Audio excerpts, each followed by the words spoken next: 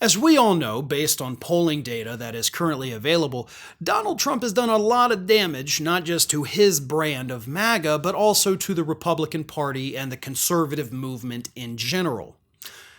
But what's happening here in the United States with public backlash against conservatives is nothing compared to what's happening around the globe. According to a new report from The Economist, apparently Donald Trump's brand of populist conservatism has proven to be so toxic here in the United States that it's actually hurting the political chances of conservatives around the planet, because people in those other countries are looking at American conservatives and saying, you know what? I actually don't want that to happen in my country.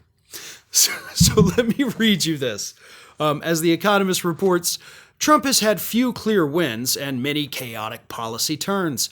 Much energy has been devoted to targeting domestic political enemies for grievances that do not resonate outside America. Any benefit Mr. Trump might have given right-wing parties is being overshadowed by an expansionist and aggressive political nationalism. America First is activating political defensiveness in other countries.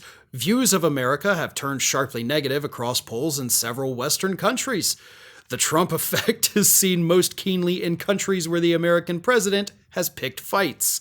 MAGA's international allies, who describe themselves as national conservatives, had expected Mr. Trump's victory to make radical right-wing politics more credible with voters elsewhere. But a populist Trump bump has failed to materialize, despite efforts by many of Mr. Trump's lieutenants to make his administration and the wider MAGA movement an inspiration to and example for right-wing populists around the world.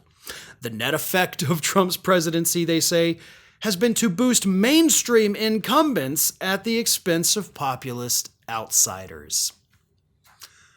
So in country after country, these right-wing politicians, who of course openly, vocally support Donald Trump, they're losing, right? Like, I'm going to challenge the powers that be. I'm going to be the Donald Trump of France. I'm going to be the Donald Trump of Canada. I'm going to be the Donald Trump of Germany or the UK. And the voters like, yeah, we hate that. Everything about that sounds really horrible. So even though we don't like the incumbents, we're going to stick with them, right?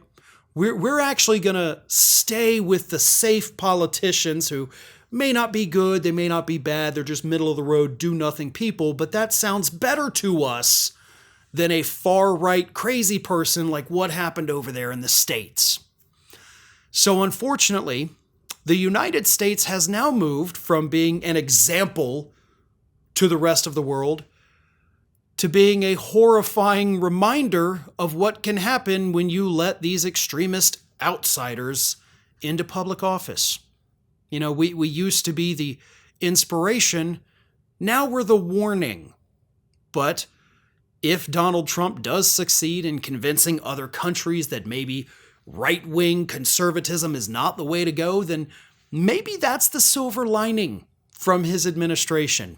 Not just destroying conservatism here in the United States, but possibly eradicating it across the globe, because he is showing us firsthand how ineffective and incompetent and corrupt conservatism can really be.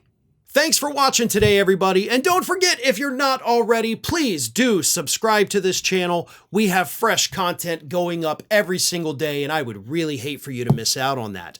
And speaking of missing out, if you're not following me across all other social media outlets, then get on it.